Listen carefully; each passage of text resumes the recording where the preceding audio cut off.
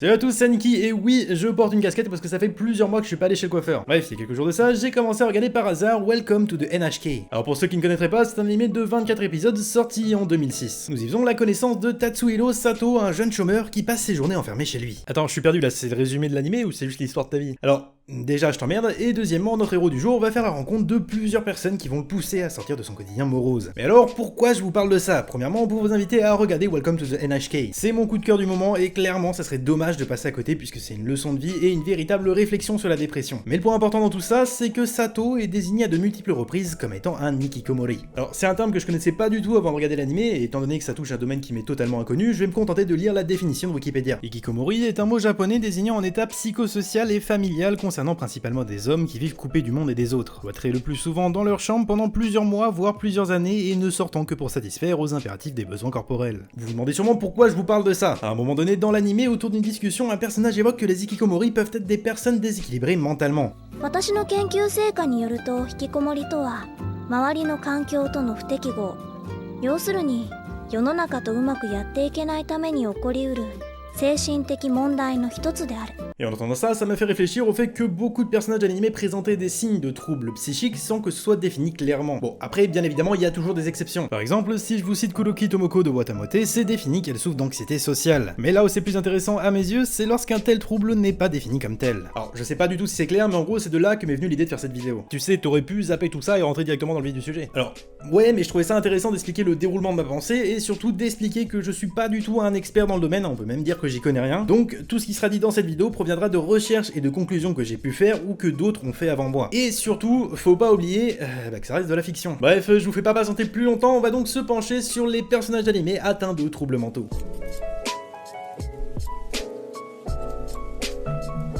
Un des premiers personnages que j'aurais pu citer dans cette vidéo, c'est bien Shinji Ikari, le protagoniste de Neon Genesis Evangelion. En effet, son réalisateur, Hideaki Anno, souffre de dépression depuis de nombreuses années et a créé son personnage sur la base de ses expériences. Mais attends, en vrai, c'est une bête d'idée, tu pourrais expliquer qu'un personnage qui est atteint de trouble mental est pas forcément mauvais ou faible, ça serait là intéressant. Ouais, alors le souci c'est que j'ai jamais vu Evangelion et je risque de dire pas mal de conneries. Ah non, mais après si tu fais pas l'effort... Y a aussi d'autres personnages que je trouve trop complexes pour les analyser correctement, puisque, je le répète là encore, mais j'ai absolument aucune connaissance dans le domaine. Par exemple, si Shition libère de Monster, je saurais même pas par où commencer pour être honnête.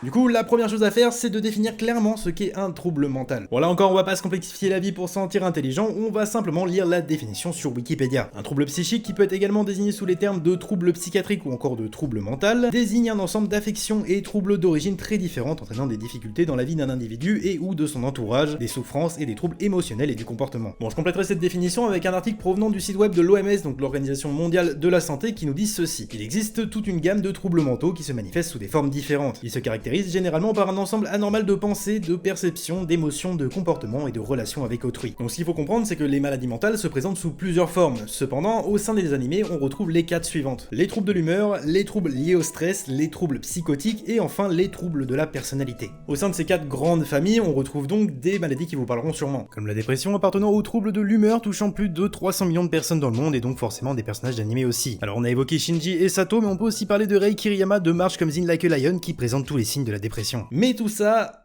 on s'en fout. Ah non, je l'aurais pas tenté celle-là. Non, ce que je veux dire, c'est que j'ai dit dans le titre que je vous parlerai de personnages fous, donc forcément vous attendez à des troubles mentaux sûrement plus sévères, comme la psychopathie par exemple, qui fait par ailleurs partie des troubles de la personnalité. Un psychopathe, c'est caractérisé par un comportement antisocial, un manque de remords et surtout un manque de comportement humain. Dans la culture populaire, un psychopathe est défini comme étant un tueur sanguinaire. En réalité, c'est pas exactement le cas, mais on parlera de la vision qu'on a des personnes atteintes de troubles mentaux et leur représentation au sein des animés vers la fin de la vidéo. Dans les animés, on retrouve donc énormément de personnages psychopathes. Le premier qui me vient à l'esprit, c'est Hisoka. Ouais, alors, dis pas son nom trop fort parce que t'es sûr tu vas attirer toutes les gamines émo de 12 ans. Et ça, on comprend quand on regarde ce qui définit un psychopathe, comme l'insensibilité,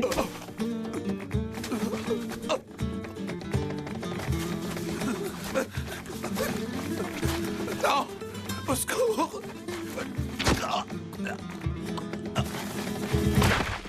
ou encore l'irresponsabilité qui se définit par le mépris des règles et des contraintes. Bon, on est dans du Hisoka pur, mais le point qu'il définit le mieux à mes yeux, c'est l'intolérance à la frustration qui se définit ainsi. La personnalité psychopathe ne supporte pas de ne pas obtenir ce qu'elle veut, et son seuil d'agressivité est très bas en la matière puisqu'elle va très vite s'énerver. Premier exemple qui me traverse l'esprit, c'est la scène après l'examen des Hunters où Hirumi hésite à tuer Gon et où Hisoka entre directement dans une profonde colère puisqu'il ne veut pas qu'on lui vole sa proie. On devrait peut-être tout de suite le... Gon est ma proie, je me le réserve pour moi seul. Alors garde tes distances, ça vaut mieux pour toi, c'est bien compris. Mais surtout, cette scène nous dévoile un autre trait important de la personnalité d'Hisoka, le sadisme soit la recherche de plaisir à travers la souffrance volontairement infligée à autrui. Ton historique de recherche doit être dégueulasse. Et ce sadisme est prouvé à de nombreuses reprises dans la suite de l'anime. Oui, tu es phénoménal. Ces yeux, cette expression, cette détermination.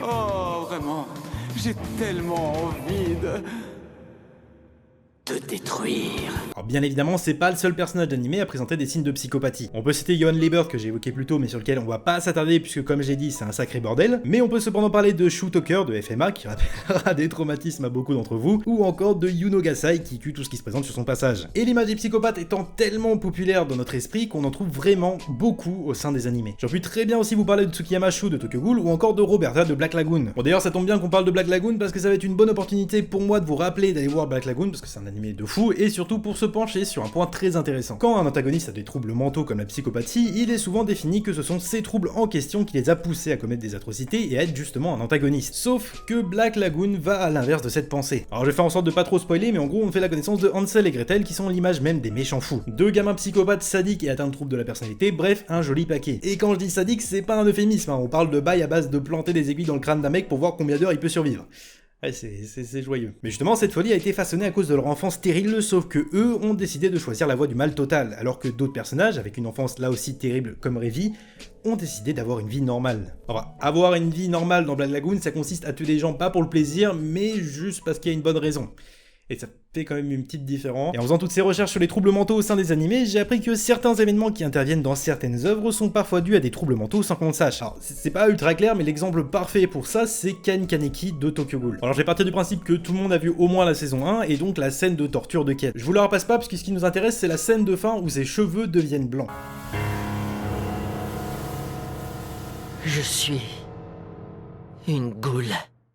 Alors, j'étais peut-être le seul à penser que cette coloration était due à son sang de goule, mais en réalité, c'est un truc qui peut tous nous arriver. Alors, je t'arrête, ne dis pas ça, parce que sinon, c'est sûr, il y a des gamines qui vont essayer, et ça va encore nous retomber dessus. C'est ce qu'on appelle le syndrome de Marie-Antoinette ou de canicie subite. À la base, la canicie, ça définit le blanchissement des cheveux qu'on expérimente tous au cours de notre vie. Sauf que dans certains cas très rares, cette canicie peut apparaître de manière subite suite à un traumatisme violent. Et quand je dis très vite, c'est de l'ordre d'une journée. On a eu plein de témoignages à travers les siècles, le plus connu étant celui de Marie-Antoinette ayant attrapé ce syndrome la veille de son exécution. Cependant, c'est important de préciser que c'est un phénomène qui a jamais été étudié scientifiquement et prouvé même scientifiquement, donc c'est plus une sorte de légende un peu vraie. Après, je doute que ce soit aussi rapide dans la vraie vie qu'avec Ken, mais c'est tout de même ultra intéressant. Par ailleurs, toujours dans le cas de Ken Kaneki, on peut aussi parler de TSPT ou troubles de stress post-traumatique qui touchent aussi d'autres personnages d'animé, comme Edward Elric de FMA ou bien Ciel Phantom Hive de Black Butler. Bref, en m'intéressant aux troubles mentaux des personnages d'animé, j'ai véritablement ouvert la boîte de Pandore. Il y a tellement de choses à dire que je pourrais pas tout résumer en une seule vidéo. Cependant, un autre point que je trouve ultra intéressant, c'est la vision qu'on a des personnes atteintes de troubles mentaux. Dans énormément d'animés, c'est perçu comme quelque chose de normal, voire de très répandu. Prenons par exemple le cas de Gambling School. Sérieusement, c'est plus difficile d'y trouver des gens normaux que des gens qui sont pas des parieurs compulsifs. Et pour certains, ça va plus loin, comme Hidari Ikishima qui cumule un joli paquet de troubles différents, comme le masochisme. En bref, que de jolis termes qui m'assurent la démonétisation immédiate de cette vidéo. Que du plaisir. Ainsi, c'est fréquent de retrouver des personnages loufoques au sein d'animés qui sont en réalité atteints de troubles psychiques sans que ce soit présenté comme un trait de folie. Un exemple, c'est celui de Death the Kid dans Soul Eater, ce dernier est atteint de TOC, soit de troubles obsessionnel compulsif. Bon, je pense que c'est un terme que vous connaissez bien, et dans son cas, c'est représenté par la symétrie. Une véritable obsession pour cette dernière.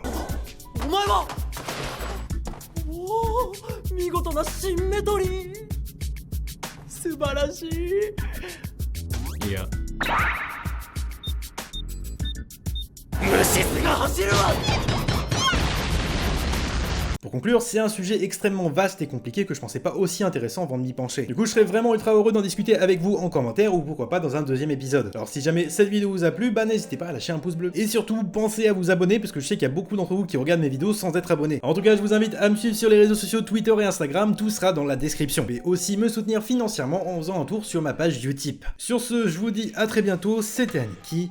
Ciao. Ah oui, et pour le retour des vidéos sur Aniki, il faudra attendre début 2020. Désolé.